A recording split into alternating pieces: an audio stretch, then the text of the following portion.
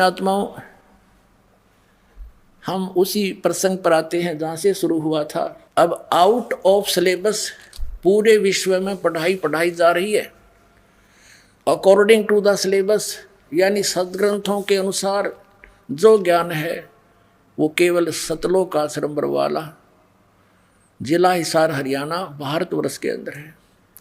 और इसको आकर के ग्रहण करो, अविलंब पहुंचो। जितना देर हो रही है उतना ही आपका जीवन नष्ट हो रहा है। क्या भरोसा देही का, विनिस जा छिन्माही। एक पल का भी विश्वास नहीं इस जीव का रहेगा या नहीं है शरीर।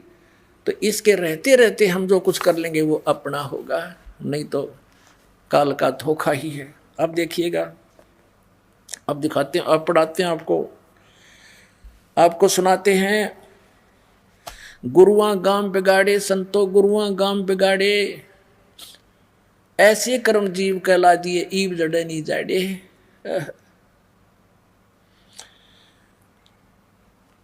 कहते हैं ऐसे कोई भक्त कहते हैं भाई अब गुरु को त्यागा नहीं करते पाप लगेगा। ये गुरु है, गुरु को तो नहीं त्यागना चाहिए, पर ये गुरु नहीं है, ये तो नकली सांग है, झूठे नाम, झूठा ज्ञान। फिर क्या कि गुरु, इनको त्याग देने से आपका हित होगा।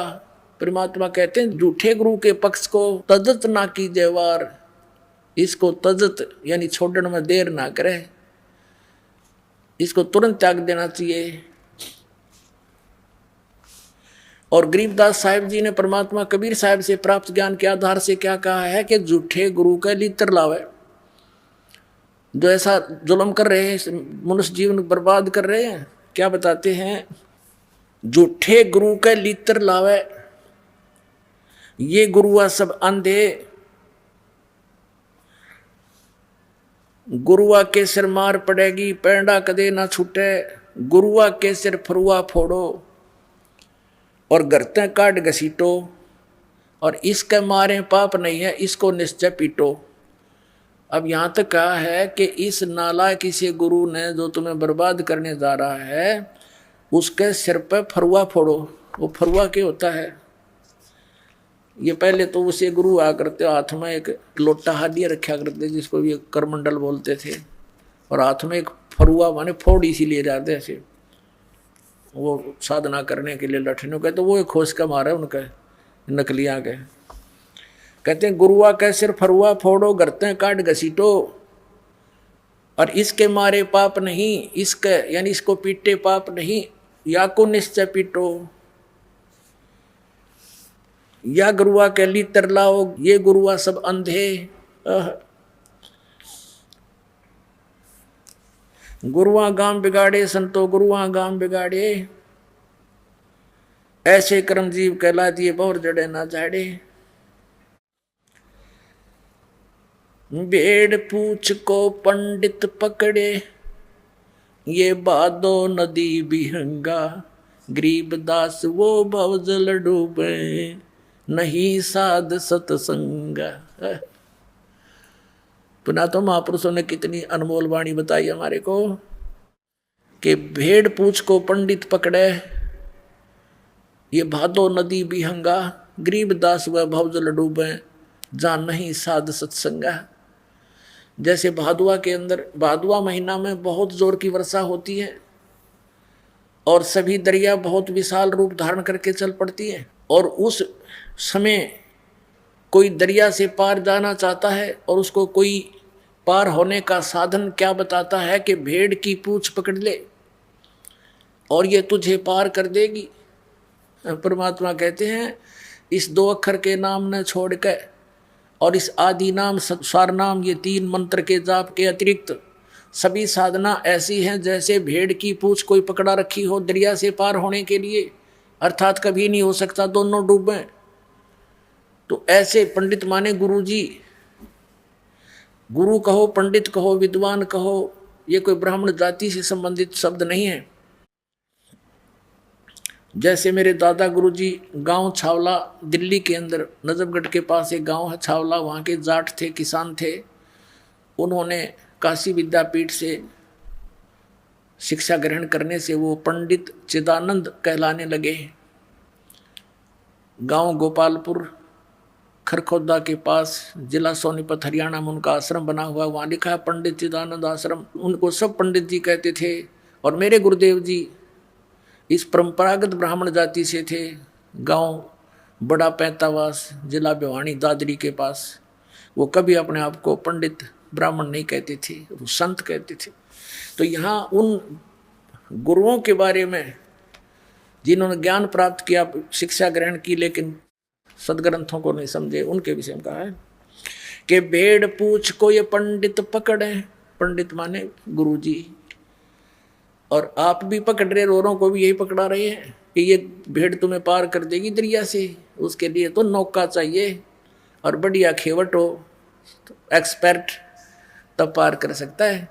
भेड़ पूछ को पंडित पकड़े, ये बादो नदी बिहंगा, गरीबदास वो भवजल डूबे, नहीं साध सत्संगा। साध का सत्संग, परम संत का सत्संग नहीं मिला तो इस संसार रूपी समुद्र में डूब जाएंगे। मन मान सरोवर गंगरे, जहां से बिछड़ा तहां मिलाऊं, सुनो शब्द पर संगरे। अब क्या बताते आदरणीय गरीबदास साहिब जी, परमात्मा से परिचित होकर के, क्योंकि आदरणीय कबीर परमेश्वर जी बाबा जंदा के रूप में संत गरीबदास साहिब जी गांव छुड़ानी, जिला झज्जर वाले को मिले थे, सचखंड लेकर गए थे, फिर वापस छोड़ दिया था। उसके बाद परमात्मा की आंखों देखी उस सतिथि को, और उस ज्ञान को प्राप्त करके उन्हीं के दिए हुए ज्ञान को कैसे बोल रहे हैं। मन मान सरोवर गंगरे, जहाँ का बिछड़ा तहाँ मिलाऊं, सुनो सब पर संगरे। हम जो ज्ञान दे रहे हैं, हमारे इसको प्रसंग को सुनो। शब्द का अर्थ यहाँ नाम है। उस सच्चे नाम के प्रसंग को ध्यान से सुनो, जो हमारा तत्वदर्शी संत हमारा भेजा हुआ तुम्हें सुनाने आएगा। दैने गंगा बाम में जमुना, मध्य सरस्वती रंग रे, कल बिस कुसमल मोच होत हैं, वहाँ पल पल पर भी अंगरे। क्या बता रहे हैं कि दैने गंगा बाम में जमुना, दैने गंगा और बाम में जमुना, इला और पिंगला, और मध्य सरस्वती रंग रे, आगे सुषमना नाड़ी है। ये भेद हैं, गुप्त भेद, कोड वर्ड होते संतों के। दैने गंगा बाम में जमुना, मध्य सरस्वती रंग रे, कल बिस कुसमल मोच होते हैं, वहाँ पल पल पर भी अंगरे। कि जो तुम गंगा जमुना में नहा करके स्नान करके अपना मोक्ष समझते हो, ये यहाँ नहीं होगे, ये पाप कर्म का नाश।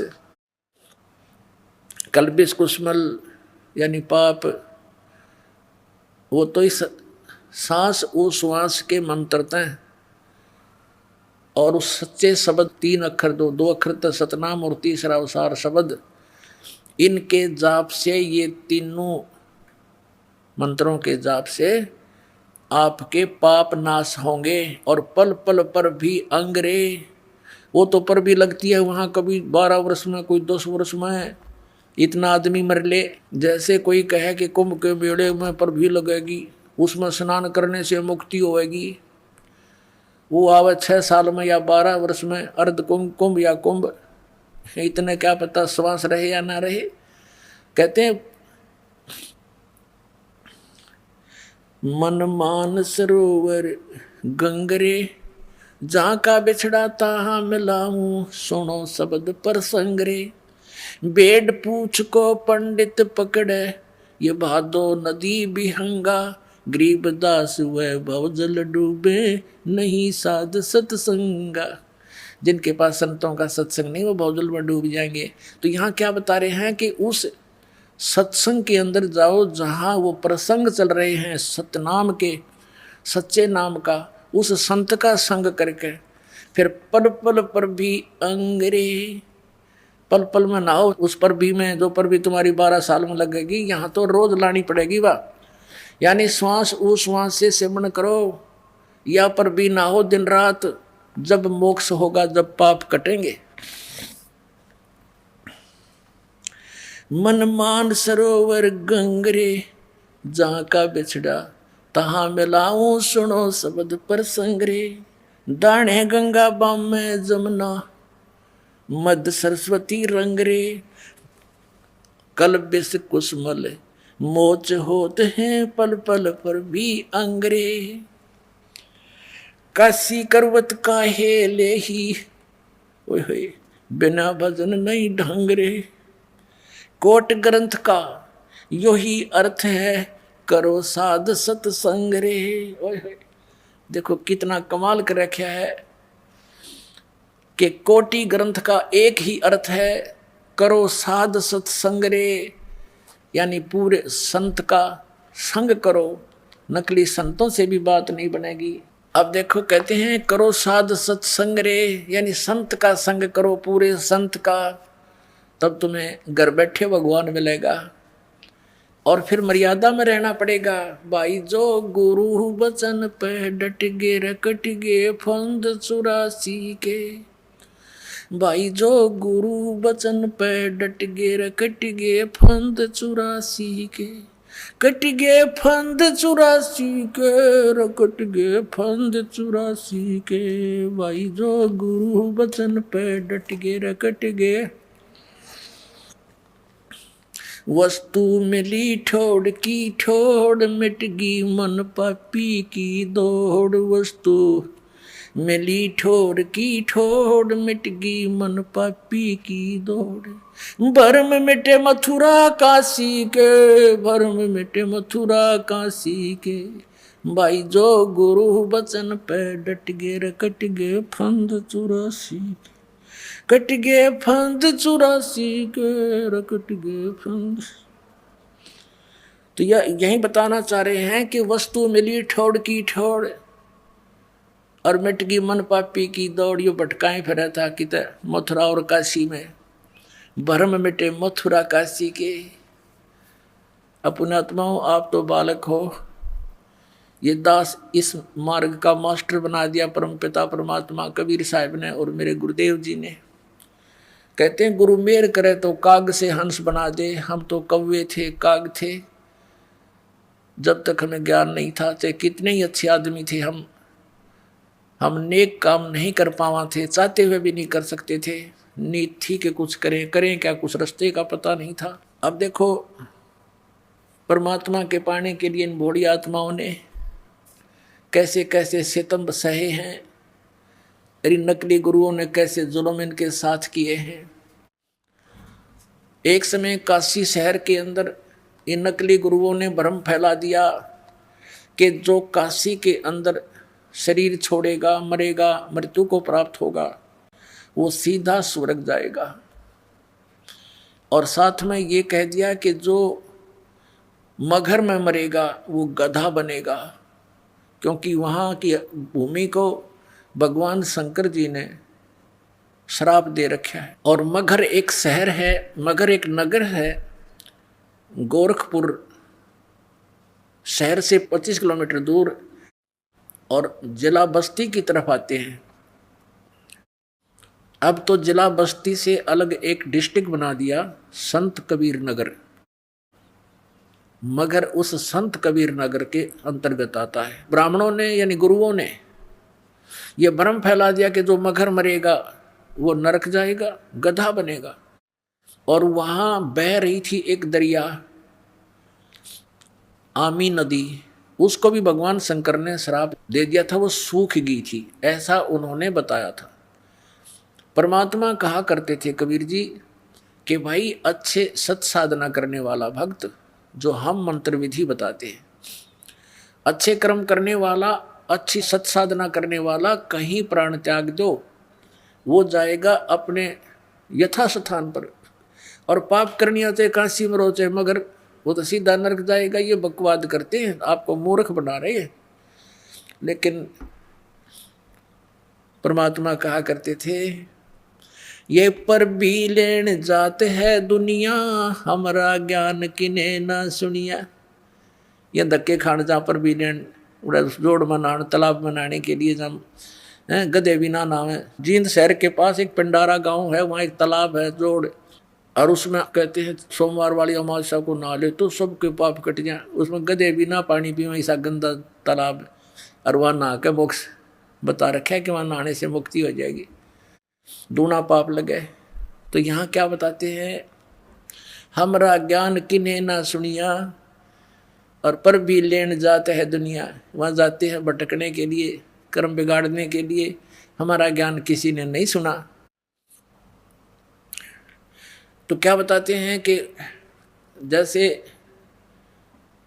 परमात्मा के चाहने वाले व्यक्ति उन काशी के ब्राह्मण गुरुओं से जुड़े हुए थे, आगे उनके एजेंट गुरु होते हैं गांव में, उन्होंने फैला दिए भ्रमणा के गुरुओं का आदेश है कि जो काशी में शरीर छोड़ेगा वो सीधा स्वर्ग जाएगा। तो कुछ बुजुर्ग व्यक्ति वो कहने लगे अपने पुत्रों से कि बेटा हमारा तो अंत आ लिया, ना जाने हम 1 वर्ष के हैं 2 वर्ष के हैं, हमारे लिए काशी में रहने की व्यवस्था कर दो, हम मृत्यु को प्राप्त के बाद स्वर्ग चले जाएंगे पुत्र। अब प्रत्येक संतान की ये इच्छा होती है कि जिस माता पिता ने हमारे लिए आजीवन इतना कष्ट झेला, हमारे को पाला पोसा, क्या हम इतना नहीं कर सकते? कोई बड़ी बात नहीं। तो उन्होंने काशी शहर के अंदर कमरे लेकर के किराए पर अपने माता पिता को रखने का उद्देश्य लेकर काशी पहुंचे। तो पहले तो उन गुरुओं के एजेंटों के साथ जाकर उन गुरुओं से मिले कि हमें कोई कमरा दिलवा दो। तो उन गुरुओं ने सोचा कि हम क्यों ना अपने पास ही रख लें बुजुर्गों को, और उन्होंने कहा भी तुम ऐसा करो हमारे पास छोड़ दो, 2 रोटी हम खाएंगे ये भी खाते रहेंगे। तो बच्चों ने सोचा भी बहुत अच्छी बात है, फिर ऐसे कोई छोड़ने वाला नहीं। माता पिता ने कहा बेटा हम इन गुरुओं का अन्न नहीं खाएंगे, कुछ पैसे आपने देने होंगे। कहाँ पिताजी नहीं, क्यों माताजी जरूर देंगे। तो उन गुरुओं ने वो पैसे बता दिए कि इतने रुपये महीने के खर्चा इनका होता है। अगर 10 रुपये होते थे तो 20 रुपये बता दिए उन्होंने, 2-4 रुपये फिर दान के भी दें, क्योंकि गुरुओं के गुरु ग्रामों के गुरु जो उनको लेकर गए थे उनके गुरु वो थे। तो क्या हुआ, कुछ दिनों के बाद एक गुरु के घर पे 10-10 बुढ़ा बुढ़िया बैठ गए। अब बुजुर्ग है उनको तो कभी खांसी आ गई, कभी थूकना पड़ गया, कितना आंख बनवानी, दर्द हो गया, पीड़ा होगी, उठा जानी, सेवक चाहिए। फिर उनको हो गया सिर में दर्द, क्या अच्छा काम बिगड़ा। भी एक बुढ़ा संभालना मुश्किल हो जाता है, वो लालचिया ने 10-10 इकट्ठे कर लिए। अब उन नालायका ने के स्कीम बनाई, एक और अफवाह फैला दी कि भगवान की तरफ से आदेश आया है। ओए होए, बताओ हमारा किस तरह इन्हें ड्रामा बना रखा, कैसा हमारा जुलूस निकाल रखा है नकली गुरुओं ने। ये आदेश आया है भगवान का कि भगवान की तरफ से क्रोध आया करेगा। क्रोध क्या होता है? आरा। एक क्रोध तो आपने देखा होगा, आरा पहले हाथ से चलाते हैं लकड़ी काटने के लिए, ऐसे 2 जने हैंडल करते एक इधर से एक इधर से, लंबा होता था 8-8-9-9 फुट लंबा आरा। उसके दांतरे से होते हैं, लोहे का बना हुआ पतराहा, उसके लकड़ काटते हैं उससे आरे से, क्रोंत बोलते हैं उसको, क्रोंत। कहा कि भगवान की तरफ से क्रोंत आएगा। उन्होंने एक गंगा दरिया के किनारे एक ऐसा स्ट्रक्चर तैयार कर दिया, उसके दूर यानी 20-20 फुट दूरी पर अंडरग्राउंड ले जाकर रस्से बांध दिए और उनके पुलिस ही बना कर फिट कर दिया सारा सिस्टम। और वो अलग से जाकर के दूर वो जड़े झाड़ होते थे उनमें उसका हैंडल कर लिया, वहाँ भी गुप्त रखा, हैंडलिंग यानी उसके रस्से बांध कर वहाँ से खींच ले। वो बुजुर्ग कहने लगे बेटा हमने तो मरना ही है, और इससे आसान मौत क्या होगी? भगवान की तरफ से क्रोध आता है और कहते उस क्रोध से जो शीश कटवा लेगा वो सीधा स्वर्ग जाता है, और उसकी एक्स्ट्रा फीस रख दी। तो बच्चों ने सोचा भी ठीक है, जब माता पिता की इच्छा है तो वो फीस भी देनी शुरू कर दी और माता पिता को कटवाना शुरू कर दिया। अब वो क्या करते, ऊपर से क्रोध आता, एक स्ट्रक्चर बना रखा था आरक्षी, और उसके बीच में सुराख, उस सुराख में ऊपर छुप जाता वो क्रोध उधर से खींचने से। और ढीला छोड़ते नीचे और उसके रस्से थे, वो अलग से सिस्टम था। तो उसको ऐसे ऐसे कर देते 2 बार। ये गर्दन कैसी होती है प्राणी की, 2 बार करते वो कट जाता। और कभी वो हैंडल उलझ जाता, ना आता वो क्रोध, तो उसको उठा लेते थे बुजुर्ग को कि उठ लो, आपका आदेश नहीं हुआ है। फिर उनको और पक्की जस जाती रहो। ये तो बस सचमुच भगवान की तरफ से आता है। और वो रोता बैठ के बेचारा, हे भगवान मैं पापी घना हूँ, मुझे स्वीकार नहीं किया। अगले दिन उसका काम कर देते हो, तो उलझ गया था रस्सा उसका, अगले दिन वो काट दिया। तो हमने वो क्रोध लेने भी शुरू कर दिए कि ताकि परमात्मा मिल जावे। और उस क्रोध से भी बुरा काम अब कर रहे हैं ये नकली पंथों के गुरु, इन भोली आत्माओं को नष्ट कर रहे हैं, इनके जीवन को। अब क्या बताते हैं, काशी क्रोध काहे ले ही, बिना भजन नहीं ढंग रे। कहते हैं काशी में क्रोध किस लिए लेने जा रहे हो भोले आदमियों, इस सतनाम और सार नाम के भजन बिना किते ठिकाना नहीं, कोई ढंग नहीं तुम्हारा, कहीं आपको ठीक ठिकाना नहीं मिलेगा, ये गलत साधनाएं हैं। काशी करवत काहे ले ही, बिना भजन नहीं ढंग रे। कोट ग्रंथ का यही अर्थ है, करो साध सत्संग रे। करोड़ ग्रंथों का ये अर्थ है, संतों का सत्संग करो, उनका संग करो। कबीर साहब कहते हैं, राम बुलावा भेजिया, दिया कबीरा रोए। जो सुख है संत के संग में, वो बैकुंठ में न हो। बैकुंठ में तो इतनी बुरी बकवाद है, ऐसे ऊंच नीच, ऊंचे छोटे बड़े पद हैं, पोस्ट हैं, सारे नाच गाने बकवाद है। अपने पुण्य पूंजी वहाँ नष्ट करने का एक विशेष स्थान है।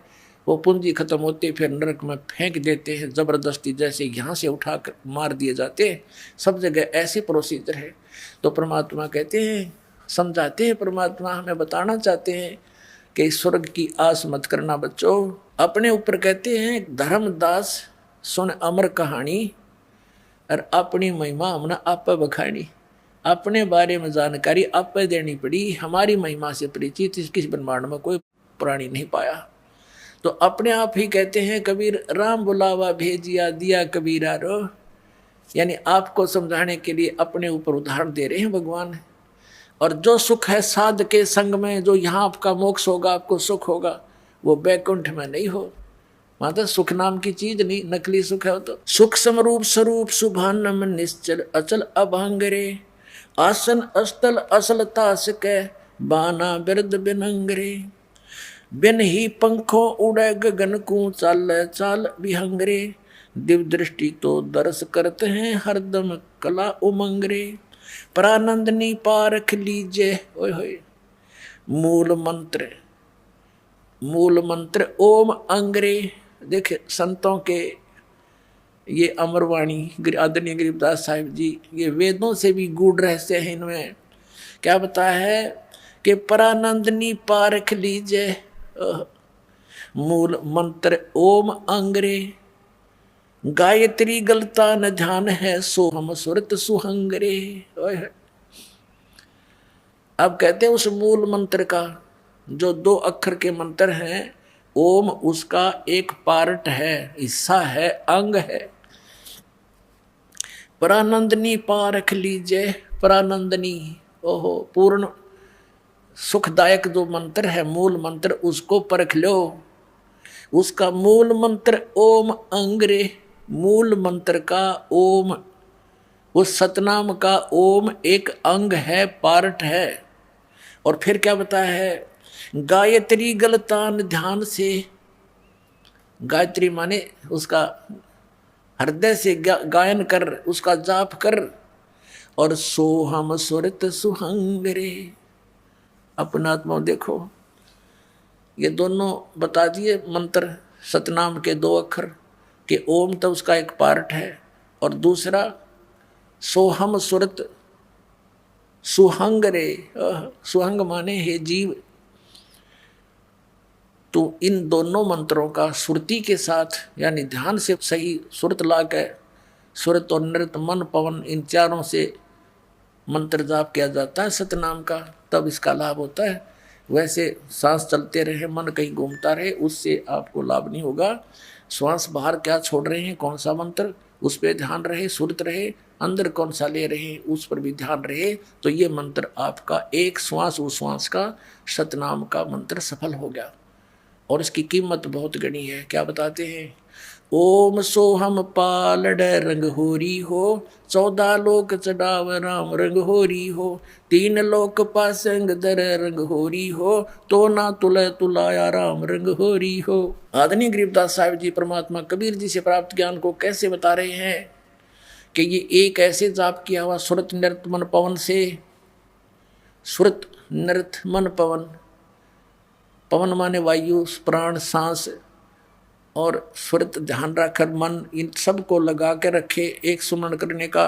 ऐसे किया हुआ एक सिमरण की कीमत कितनी होती है सतनाम के जाप की, कि एक तराजू के एक पलड़े में एक मंत्र की कीमत रख दे। ऐसे सिमरण किए हुए पूरे संत से लेकर नकलियों से लिए हुए का कोई लाभ नहीं। और इस विश्व में कोई भी इस दास के अतिरिक्त इस मंत्र का अधिकारी नहीं है देने का। इससे सिद्ध है कि सब नकली होंगे। अगर इसको कोई दे रहा होगा मुझ दास से प्राप्त करके, क्योंकि ये 18 वर्ष से दास प्रदान कर रहा है, हो सकता है कोई नकली नीच और दुश्मन जनता का हो गया हो तैयार कहीं, तो उसको आपने समझना है, उससे दूर रहना है, औरों को भी समझाना, अपने भाई बहन वहाँ फंस गए होते। तो एक कीमत इस प्रकार प्राप्त की हुई कीमत एक पलड़े में रख दे और दूसरे में ये 14 लोक चढ़ा दे। ओहो, शिव जी का लोक, विष्णु का लोक, ब्रह्मा का लोक, दुर्गा का लोक, ब्रह्म लोक, और ऊपर जितने भी ये नकली नीचे के अताल पताल ये सारे दर दे। अतल उतल कहते हैं 14 लोक चढ़ावे राम रंगोरी, और 3 लोक ये पृथ्वी लोक, स्वर्ग लोक और पाताल लोक ये भिन्न हैं।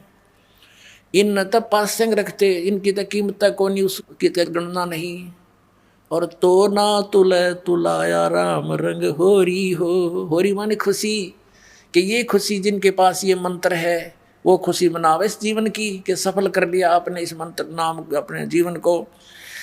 ओम सोहम पालड रंग होरी हो, 14 लोक चढ़ावे राम रंग होरी हो, 3 लोक पासंग धर रंग होरी हो, तो ना तुले तुलाया राम रंग होरी हो। ऐसे किया हुआ सिमरन सुरत नृत मन पवन से उसकी इतनी कीमत आपकी बढ़ जाएगी। और आपने अंतिम श्वास तक इसका जाप करना है। राम नाम रटते रहो जब तक घट में प्राण, कभू तो दीन दयाल के बनक पड़ेगी कान। यानी इस मंत्र का जाप आपने अंतिम श्वास तक जब तक घट में प्राण सुमरण करना है, चलते उठते बैठते। नाम उठत नाम बैठत नाम सोत जागवे, नाम खाते नाम पीते नाम सेती लागवे। हठ योग नहीं करना आपने, ठीक है, बैठ के भी करना है तो ध्यान लगाओ मंत्र पे। ये सुरत शब्द अभ्यास है।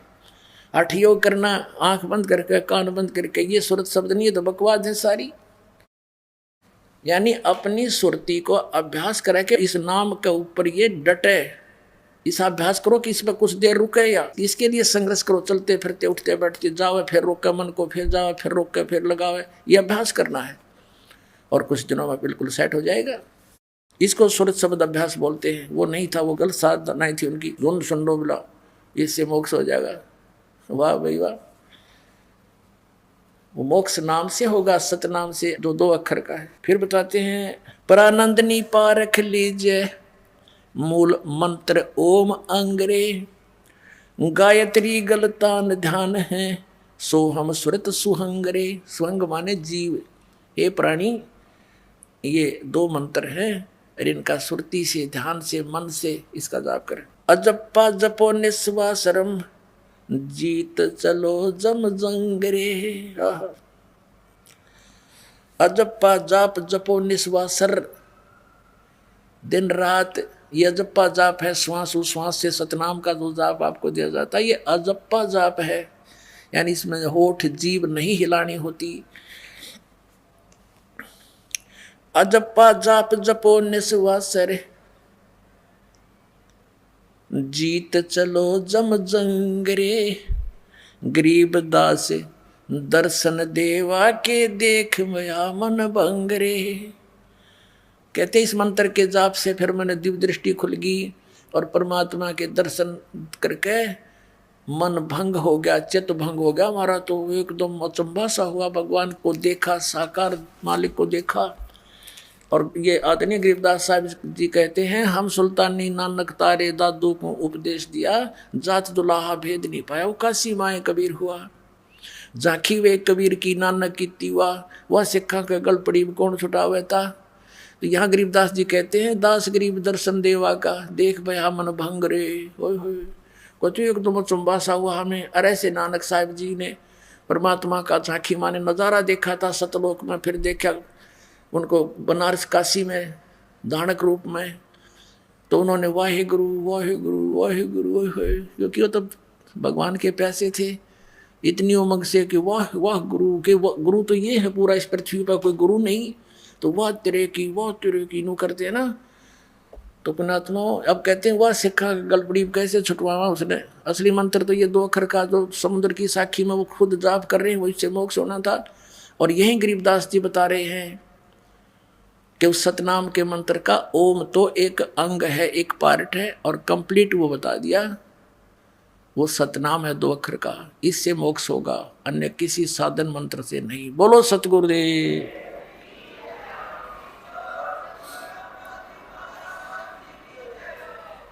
परम पिता परमात्मा पूर्ण ब्रह्म सारी सृष्टि के रचनहार कबीर देव जी, कबीर साहब, अल्लाहू अकबर, ये हम सब के जनक हैं, सब के पिता हैं। ये सर्व सुखदाई भगवान है।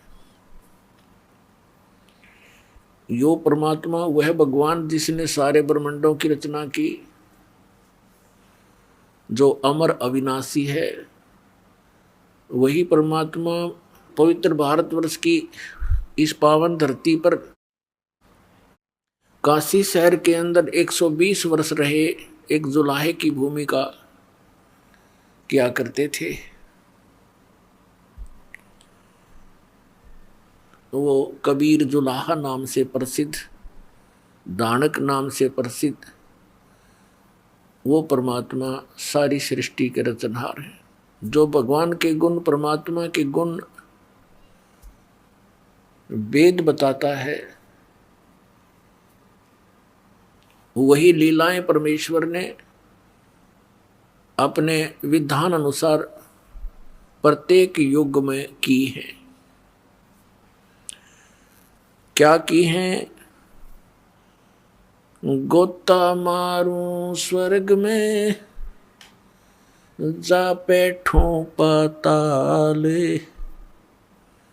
कह कबीर ढूंढता फिरूं अपने हीरे मोती लाल। कबीर परमात्मा जी बता रहे हैं अपनी महिमा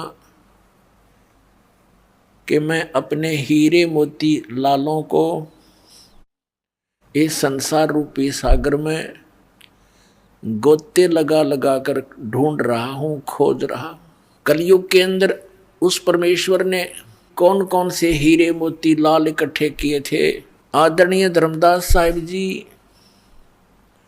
आदरणीय मलुकदास साहिब जी, आदरणीय दादू साहिब जी, आदरणीय नानक साहिब जी, आदरणीय गरीबदास साहिब जी, गांव छुड़ानी, जिला झज्जर, हरियाणा वाले। क्योंकि गरीबदास कई हुए हैं जो संत कहलाए हैं, लेकिन वो इनकम्प्लीट थे, वो काल के ही जाल में थे। तो इसलिए इनका पूरा एड्रेस बताना पड़ता है। आदरणीय गरीबदास साहिब जी, गांव छुड़ानी, जिला झज्जर, हरियाणा वाले। आदरणीय गीसा दास साहिब जी, गांव खेखड़ा, जिला मेरठ, उत्तर प्रदेश वाले। ये अपने हीरे लाल परमात्मा ने खोजे, स्वयं ही जाकर के उनसे मिले। कितने दयालु हैं हमारे भगवान। वो हमारे पिता हैं और अपने बच्चों के लिए माता पिता ही कष्ट उठाया करते हैं।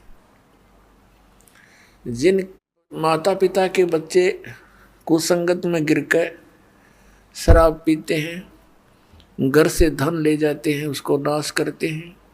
माता पिता समझाते हैं, प्यार से समझाते हैं, रोते हैं बैठकर, और वो नशे में उनकी एक नहीं सुनता, पास से निकल जाता है। माता पिता देखते रह जाते हैं, कई बार गालियां भी देने लग जाता है शराब के नशे। तो पुण्यात्मा, हमने इस काल के इस झूठे सुख की भांग पी रखी है, और इस नशे में हम अपने पिता को पहचान नहीं पाते, और हम उनके साथ बदतमीजी भी करते रहे। पुण्यात्माओं, जब आपको ये दास की कहानी जो परमात्मा ने अमर कथा अपनी आप बता रखी है, ये सत्संग आपके हृदय में उतर जाएगा, आपको ये सब बातें सच्ची लगेंगी, क्योंकि ये सच्ची हैं। आपकी आंखों में आंसू आया करेंगे जब कभी एकांत में परमात्मा की लीला से आप मनन किया करोगे। वो परमात्मा अनंत कोट ब्रह्मांड का मालिक हमारे लिए भटक रहा है, हम उसको पहचान नहीं पाते, क्योंकि इस काल भगवान ने, ज्योति निरंजन ने हमारे ऊपर एक विशेष प्रभाव डाल रखा है 3 गुणों का, और उसके बाद हमारे अंदर अज्ञान भरवा दिया, परमात्मा निराकार सिद्ध करवा दिया। उसके ढोल के डंके पर किसी से सुन लो, हिंदू मुसलमान सिख ईसाई, परमात्मा तो निरंकार है, वो तो निराकार है, दिखाई नहीं देता। जबकि सबके सदग्रंथों में परमात्मा नर आकार है, मनुष्य सदृश्य है, और सह शरीर है, ऊपर सतलोक में रहता है, वहाँ से गति करके नीचे आता है। आपको थोड़ा सा ज्ञान सुनाते हैं कि वो परमात्मा कैसी लीला करता है, कहाँ प्रमाण है। आपको दिखाते हैं ऋग्वेद के अंदर कि वो परमात्मा कैसी लीला करता है, फिर आपको आसानी से समझ में आएगा। देखिएगा, ऋग्वेद मंडल नंबर 9, 10 ये इकट्ठे ही अनुवाद किए हैं। ये कहाँ से प्रकाशित है? प्रकाशक है सर्वदेशी कार्य प्रतिनिधि सभा, महर्षि दान भवन, रामलीला मैदान, नई दिल्ली से। मुद्रक Prince offset printers 1510 Pataudi house, Daryaganj, नई दिल्ली से, यहाँ से छपी है। अब देखिएगा, ऋग्वेद मंडल नंबर 9, सूक्त नंबर 86 86 का मंत्र नंबर 26 में क्या कहा है? यज्ञ करने वाले यजमानों के लिए परमात्मा, यज्ञ करने वाले मतलब जो धार्मिक अनुष्ठान करते हैं, भक्त, भक्ति करने वाले भक्तों, यजमान माने भक्तों के लिए परमात्मा सब रास्तों को सुगम करता हुआ उनके विघ्नों को मर्दन करता है, उनके संकटों का नाश करता है, उनको पवित्र करता हुआ और अपने रूप को सरल करता हुआ वह कांति में परमात्मा। ये कबीर, इसको कबीर, ये देखो यहाँ लिखा है कबीर, हम बोले कबीर, हम वह बोले हैं वह को, इसका इन्होंने संधि छेद करके यो बना दिया कवि, कबीर। जैसे पुनः कहो चाहे पुनर्जन्म कहो, पुनः जन्म, तो ये कबीर कहो, इसको रे लगा के नीचे हलंत लगा दें तो कबीर भी बोल सकते हैं। तो इसका अर्थ इन्होंने सर्वज्ञ कर दिया था, यहाँ लिखना चाहिए था कबीर देव। अब देखो, एक यजुर्वेद के अंदर इस महर्षि दानंद ने ही यजु का अर्थ यजुर्वेद किया है, वो सही किया है। देखिएगा, ये यजुर्वेद है, महर्षि दानंद सरस्वती द्वारा इसका अनुवाद है। प्रकाशक हैं सर्वदेशी कार्य प्रतिनिधि सभा 2/5, महर्षि दानंद भवन, रामलीला मैदान, नई दिल्ली। ये दूरभाष, ये महर्षि दानंद सरस्वती द्वारा इसका अनुवाद है। मुद्रक Prince offset printers 1510 Pataudi house, Daryaganj, नई दिल्ली से। अब देखिएगा, यजुर्वेद के 36वें अध्याय के 36वां अध्याय यानी 36वां अध्याय है। इसके प्रथम मंत्र में रेचम वाचम परपदे मनो यजु परपदे। अब ये यजु शब्द है, और यहाँ देखिएगा इसका अनुवाद करते हुए महर्षि दयानंद ने यजु का अर्थ यजुर्वेद कर दिया। बिल्कुल सही है। यदि इसके स्थान पर यहाँ अर्थ कर देता यजु माने पूजा करने की स्तुति, तो ये महिमा यजुर्वेद की है। यजु के और भी बहुत से अर्थ होते हैं, तो यजुर्वेद ना लिख कर यदि यहाँ पर वो अन्य अर्थ कर देता तो कैसे समझ दे कि यजुर्वेद के बारे में कहा गया है। तो यजु, जैसे यजु को यजुर्वेद लिख दिया, और जैसे यहाँ देखिए इसकी जिल्द पर भी यजुर्वेद लिखा है। ये पुस्तक यजुर्वेद है, और जहाँ पर ये ओनली यजु लिखा है तो भी ये यजुर्वेद ही जाना जाता है, यजुर्वेद की महिमा है। ठीक, अब हम लेते हैं उसी ऋग्वेद को, यजुर्वेद रख दिया। अब इस पर हम फिर आ जाते हैं ऋग्वेद मंडल नंबर 9 सूक्त 86 मंत्र 26 पर। यज्ञ करने वाले यजमानों के लिए, भक्तों के लिए परमात्मा सब रास्तों को सुगम करता हुआ उनके विघ्नों को यानी संकटों को मर्दन करता है, नाश करता है, उनको पवित्र करता हुआ और अपने रूप को सरल करता हुआ आर्य समाज के लोग और साथ में दयानंद परमात्मा को निराकार बताता है और वेदों को सही मानता है। वेद बता रहे हो तो साकार है। अपने रूप को सरल करता है, क्योंकि सतलोक के अंदर तीसरे मुक्ति धाम में जहाँ परमात्मा रहता है वहाँ उनका शरीर मनुष्य सदृश है। एक रोमकूप में करोड़ सूर्य मिला दे, करोड़ चंद्रमा, तो परमात्मा के उस रोमकूप के रोशनी से भी फीकी पड़े हैं।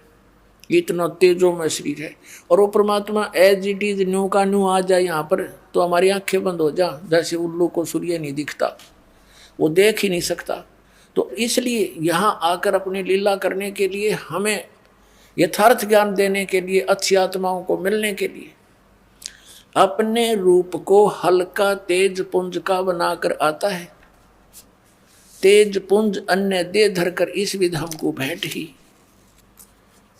तो यहाँ देखिएगा, अपने रूप को सरल करता हुआ वह कांति में परमात्मा, यो कबीर देव लिखना था यहाँ पर, कबीर देव, हम उसको कबीर साहब बोले हैं। देव माने परमेश्वर, भगवान, वो कबीर भगवान, कबीर देव लिखना था। कबीर देव लिख देते न, शर्मावती था, कबीर देव लिख देते। विद्युत के समान क्रीड़ा करता हुआ वर्णीय पुरुष को प्राप्त होता है, अच्छी आत्मा को मिलता है। देखिएगा अब 27 में बताया को परमात्मा रहता कहाँ है। जो परमात्मा तेज पुंज, परमात्मा तेज पुंज का परमात्मा है, जो परमात्मा ध्युलोक के तीसरे पृष्ठ पर विराजमान है, सतलोक में बैठा है, वहां रहता है वो। अब देखो ऋग्वेद मंडल नंबर 9 और सूक्त 82 में, ऋग्वेद मंडल नंबर 9 और सूक्त 82 का यह मंत्र नंबर 1 है। जो सर्वोत्पादक प्रभु, सबकी उत्पत्ति करने वाला परमेश्वर, प्रकाश रूप है, तेजों में शरीर युक्त है, सद्गुणों की वृष्टि करने वाला, पापों का नाश करने वाला, पाप हरण करने वाला है। वह राजेव, राजा के समान, राजेव, ये देखना, ये हम पढ़ रहे हैं 269 पे, ना ये नकली फेरने होंगे और कोई सा प्रश्न दिखा दिया होगा। ये 270 देखो, राजा के समान दर्शनीय है, वो देखने जोगा राजा जैसा, यानी मनुष्य दृश्य है वो भगवान। और वह है पृथ्वी आदि लोक लोकांतरों के चारों ओर शब्दमान हो रहा है। वह वर्णीय पुरुष को, अच्छी आत्मा को, जो दृढ़ भक्त है उसको पवित्र करता हुआ प्राप्त होता है। यानी अच्छी आत्मा, दृढ़ भक्त उसको मिलता है। जिस प्रकार विद्युत स्नेह वाले स्थानों को आधार बनाकर प्राप्त होता है। अब देखो स्पष्ट कर दिया, जैसे आकाशीय बिजली, जैसे आकाशीय बिजली ऐसी धातु पर गिरती है जहाँ उसका अट्रैक्शन होता है, और जगह नहीं गिरती वो। जैसे पुराने समय में पहले कांसी धातु के बेले और थाली हुआ करती थी। वर्षा के दिनों में कोई थाली या बेला बाहर रह जाता था घर से, आंगन में हमारी दादी जी कहती थी हमारी माता ताई जी को, काकी जी को, कि वो थाली अंदर रख दो ना तो बिजली गिर जाती है इस काशी धातु पर। तो यही उदाहरण दिया है वेद में कि वो परमात्मा ऐसे अट्रैक्ट होता है उस पुण्यात्मा पर जो अच्छी आत्मा है, और उन्हीं को मिलता है, क्योंकि वो दृढ़ भक्त होते हैं। जो कह दिया भगवान ने वो टस से मस नहीं होते। जैसे परमात्मा ने इन सभी पुण्यात्माओं को जिनको वे मिले थे, आदरणीय धर्मदास साहिब जी को, आदरणीय अमलुकदास साहिब जी को, आदरणीय नानक साहिब जी को, आदरणीय दादू साहिब जी को, आदरणीय गरीबदास साहिब जी गांव छुड़ाने जिला ददर हरियाणा वाले को, आदरणीय गीसा दास साहिब जी को गांव खेकड़ा जिला मेरठ उत्तर प्रदेश वाले, इनसे कहा था। जैसे धर्मदास जी को कहा, वो तो रिटर्न में हमारे पास है, बाकी यह सलाह सभी को दी थी परमात्मा ने कि धर्मदास मेरी लाख दुआई, ये मूल ज्ञान की तबार ना जाई, ये मूल मंत्र, मूल ज्ञान, सार नाम, ये किसी को बताना नहीं, तुम जाप करते रहो। इसी प्रकार आदरणीय नानक साहब जी से कहा था कि ये मंत्र भी किसी को डिस्क्लोज ना करना, नहीं तो बिचली पीढ़ी हंस नीते रही। तो उन पुण्यात्माओं ने परमात्मा के लिए न्योछावर हो गई वो। जैसे नानक साहिब जी ने सतनाम 2 अक्षर के मंत्र का किसी भी सिख को उसकी आवाज़ें नहीं लगने दी, एक बार बोल के अवश्य सुना दिया, प्रमाणित करने के लिए विधि नहीं बताई। मर्दाना ने जब वो जाप करने शुरू किया तो उसको सजा भी मिल गई। इससे भय बन गया पूरे सिख समाज में कि इस नाम का जाप भूल कर नहीं करना। यदि ये गुरु ग्रंथ साहिब में वाणी प्राण सिंह वाली आ जाती तो ये नकली पंथ, राधा स्वामी पंथ, धन धन सतगुरु पंथ या दूसरे पंथ जो पनपे हुए हैं, जैसे ये बालगेश्वर वाला पंथ, अंसा देश वाला, सतपाल वाला, और बाकी ये नकलची हैं सारे, आसाराम जैसे और सुधांशु जैसे, ये सारे ये नाम शुरू कर देते। अब नाम से मोक्ष होना, बीज से पौधा बनेगा। अब आम के बीज से आम का पौधा बनेगा, आम का पेड़ बनेगा, बबुल के बीज से बबुल का बनेगा। तो नाम से मोक्ष होना, नाम इनके सब के नकली, तो ये सब यूजलेस है उनकी साधनाएं, अब फेल हो गए सारे। बुद्धिमान समाज है आज बहुत जबरदस्त, जिसने ऐसे आइटम बना लिए, इंटरनेट, कंप्यूटर, ऊपर सैटेलाइट, यहाँ बैठे पता नहीं कहाँ का देख लेते हैं। और जब इनको पता चलेगा कहाँ डरे डोरे हो, ये साइंस कितना काम देगी तुम्हें। अगर 2-3 वर्षा ना हुई तो सब फेल हो जाएंगे। इंटरनेट इनको देखने भी ना रहेगा, टक्कर मारे मारे मरेंगे। और भगवान प्रसन्न रहेगा तो कुछ नहीं होगा, यहाँ भी सुखी और सतलोक में चले जाएंगे। अब कहने का भाव ये है कि हम वो दृढ़ भक्त थे, उन्होंने किसी को नहीं बताया। पूरा सिख समाज उस सतनाम से वंचित है और उस बिना मोक्ष नहीं हो सकता। लेकिन वो दयालु थे, उन्होंने वाणी के पाठ का अपने समय से ही पाठ कराना शुरू कर दिया था, यानी सत्संग शुरू कर दिए थे, भंडारे शुरू करवा दिए थे। ये ग्लूकोज लगा कर चले गए थे महापुरुष, जैसे गरीबदास साहिब जी की वाणी का पाठ शुरू करवा दिया था, फिर गुरु ग्रंथ साहिब बनवा कर उसका पाठ शुरू करवा दिया था परमात्मा ने प्रेरणा करके। तो ये ग्लूकोज लगा कर चले गए। अब सर्जन भेज दिया दास, सारे मंत्र दूंगा और सारे टैबलेट कंप्लीट कोर्स देकर सबको पार कर दूंगा। करेंगे भगवान, दास उनका मजदूर है।